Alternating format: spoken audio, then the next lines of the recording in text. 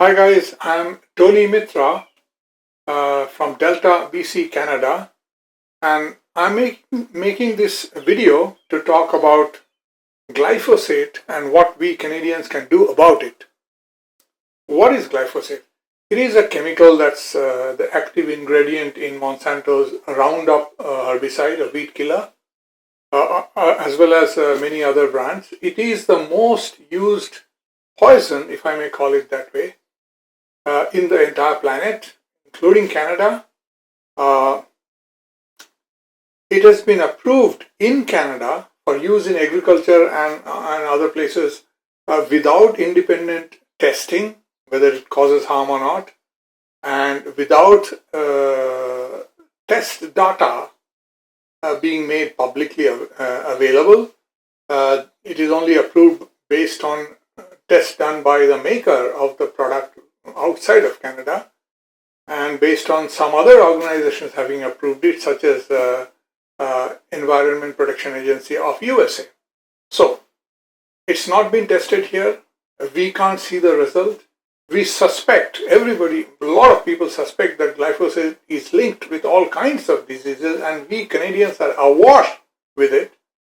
World Health Organization has declared glyphosate to be a probable carcinogen, human carcinogen, meaning it can trigger cancer in humans.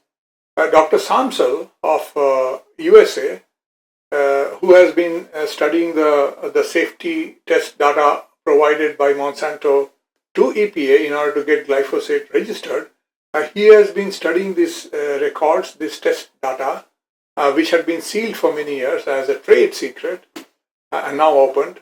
And he considers glyphosate to be not a probable carcinogen, but it is a carcinogen.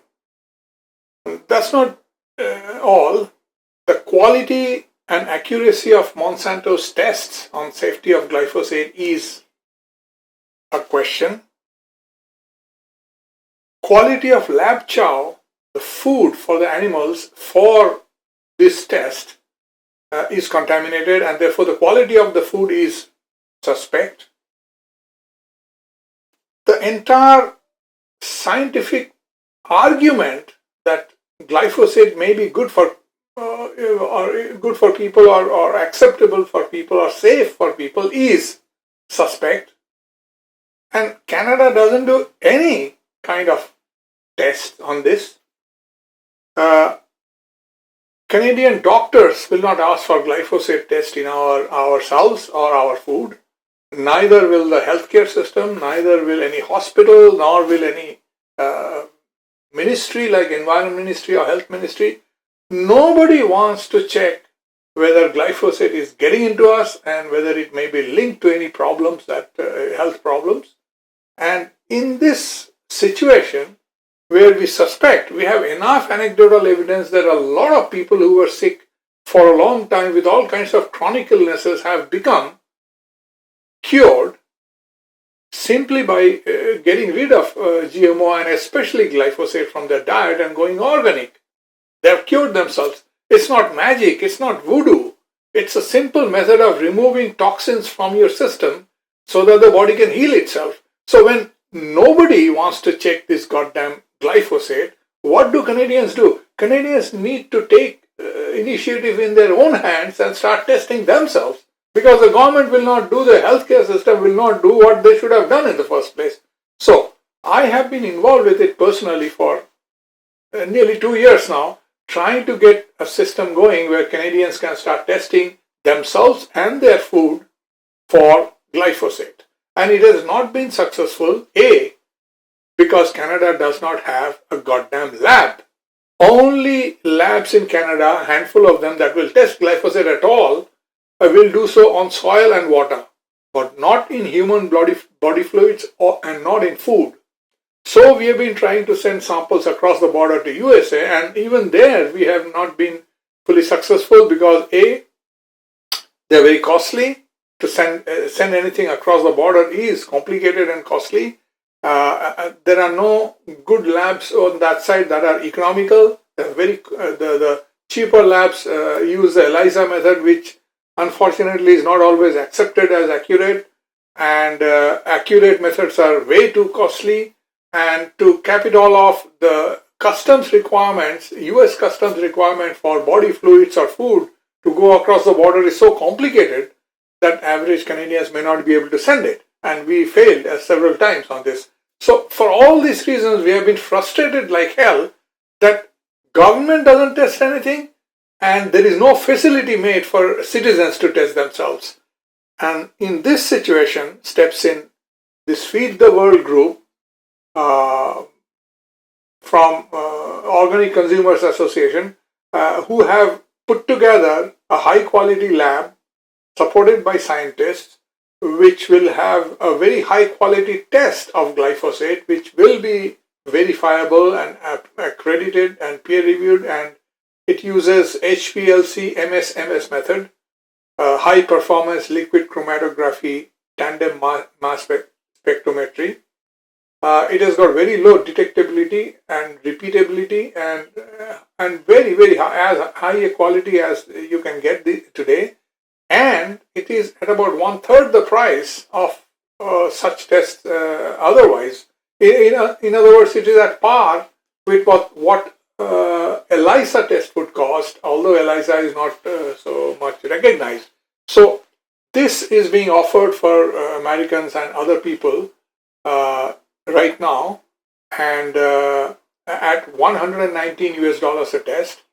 And it is available for water, urine, and milk as samples, and for testing glyphosate only. This offer is also technically available for Canadians if they can manage to send the sample, except not breast milk, not milk, because milk perishes quickly, so there's a problem there. But for water and urine. However, the logistical problem of customs is still existing. It's difficult for Canadians to send directly across to the lab.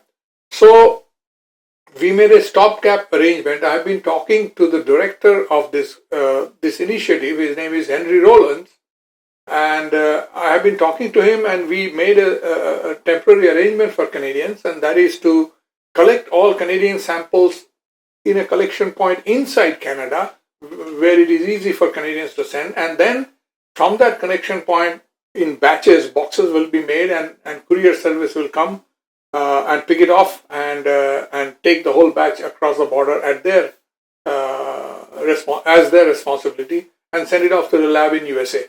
This is a stopgap till we can get some labs going in Canada itself. So the collection point, because when we needed a collection point and because there was not any other option coming forward, I offered my own home as a collection point, and that's how it all started. So in this video, to explain all this, I also got in touch with Henry Rowlands and talked with him on record for people to get to understand the system a little more. And here is Henry talking to me over the phone, introducing this package. I asked him to introduce what is this, what is it doing, and what is he offering. So here is Henry. Right. So Feed the World got involved with glyphosate testing because we believe that everyone worldwide has the right to know what environmental chemicals are in their bodies. And glyphosate particularly is one of the main chemicals used worldwide and the most used herbicide worldwide. Therefore, this is our first target. But we will be moving on to up to 150 other environmental chemicals over the next 2 years. Glyphosate is ubiquitous, widespread, and absolutely everywhere in our environment. Therefore, we as citizens want to know exactly how much glyphosate is in the bodies of people across America, across Canada, and across the world, so we can put pressure on the industry that creates glyphosate and the regulators that are regulating the use of glyphosate over the next 6 months to a year, especially in this time after the World Health Organization report, which came out calling glyphosate a probable human carcinogen. So that was Henry explaining this offer. And then I asked him, we were discussing about the need to have labs inside Canada. This method is only stopgap, and how to initiate, how to trigger this labs offering the service. It is not illegal. It's just that labs in Canada don't think there is much of a market. In fact, even in USA, there are not too many labs who will test glyphosate in your body fluids or your food. So how to generate demand, and it's very, very necessary that we do everything possible.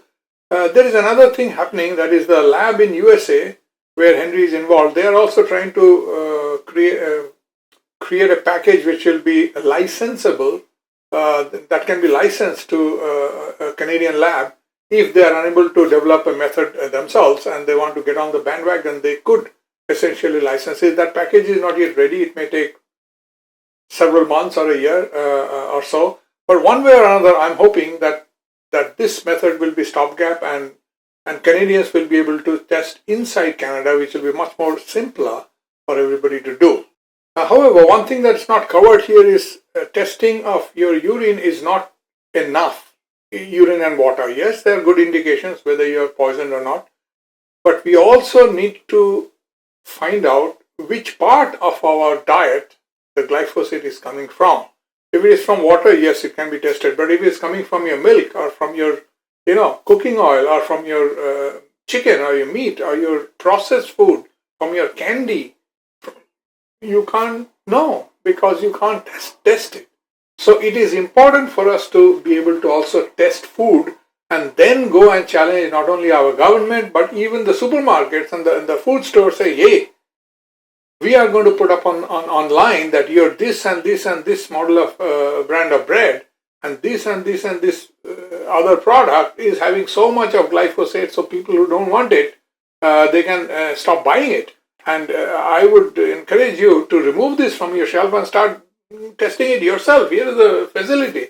So for these things, we need to be able to test food as well. Very important, and we have to create a demand. We have to force our blinking politicians to just get off their backside and make some arrangements so that Canadians can test themselves, even if they don't give a damn.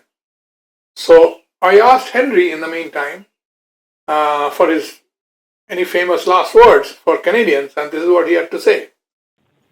Yes, I mean, this is the first opportunity really for the general public to get involved in testing themselves and enforcing their own right to know what man-made chemicals are in their body. Why is this useful? One, for the scientific reasons and the scientific data, but also for protecting themselves and their families from these chemicals. How do they protect themselves?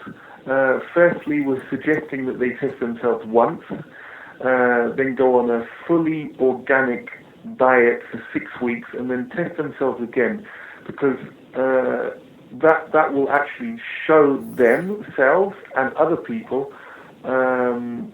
what effect an organic diet has on the levels of man-made chemicals in their own bodies. That's one suggestion we have, but the other suggestion is that people use this data themselves, meaning that this is a very powerful tool for mothers, for absolutely anyone to go out there and to go to their local grocery stores, to contact the CEOs of the grocery stores and to say, look, this is unacceptable that there is this level of glyphosate in my body. But that's a very powerful tool that we haven't been given so far. So this whole project is purely based on the right to know what chemicals are inside our own bodies and then to take action, because it's not just a scientific project, it's also There's also plans to move supermarkets to start taking responsibility for what they are selling us. It's a very important message and something that I think everyone who takes the test should get involved in. Should get involved with, even if they don't find glyphosate in their bodies. So there you are. That was my talk with Henry Rowlands, director of this Feed the World initiative for testing of glyphosate. And I shall be making separate videos on instructions on how to fill up sample cups, how to cover it and protect it, and how to seal it, and how to package it, and how to declare it, how to send it off. So all this I'll make a separate video so that everybody understands how to do these things properly and no mistake. And any other issue that will come up time to time, I do make videos occasionally, and hope to be engaged in it again sometime soon. And thanks for watching.